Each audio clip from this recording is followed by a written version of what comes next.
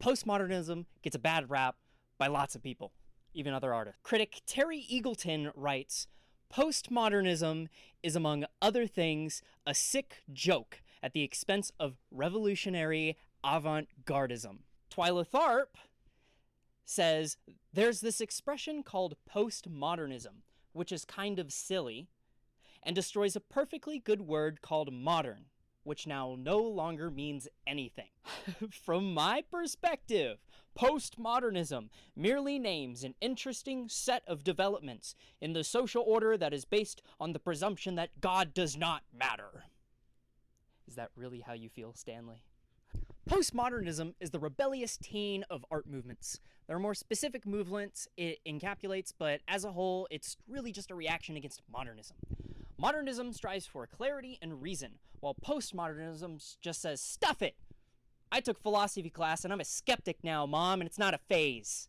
Then it flips away on its skateboard to go hang out with post-structuralism and existentialism. There's no one style to postmodernism, which is why you can call pretty much anything that doesn't make sense modern art. It's inherently anti-authoritarian, so it can't be defined by one style. The transition into postmodernism is hinted at by works by our boys Picasso and Pollock. These guys blew preconceived notions about painting and art out of the water. Pollock was a real man's painter, getting down on the floor, unbound canvas, just throwing paint around like, look at that technique. Real gnarly stuff. We've had paintings of people for thousands of years. There's too many Jesus paintings. But have you ever seen something like this?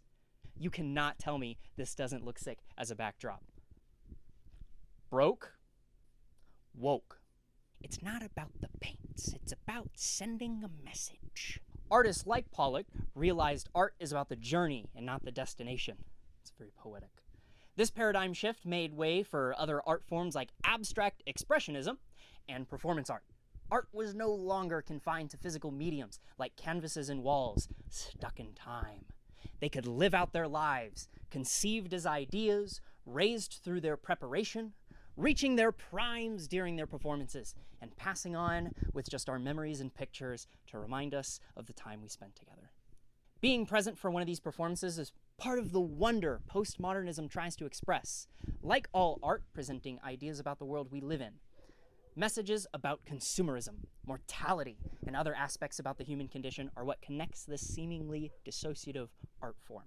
So next time, before criticizing a piece of modern art just for its outward appearance, try to discover the real message behind and criticize that instead. Except this one. I'm pretty sure this is just a hand with a face on top of a building. And I'm not sure what the message behind this one is, but it does not look good.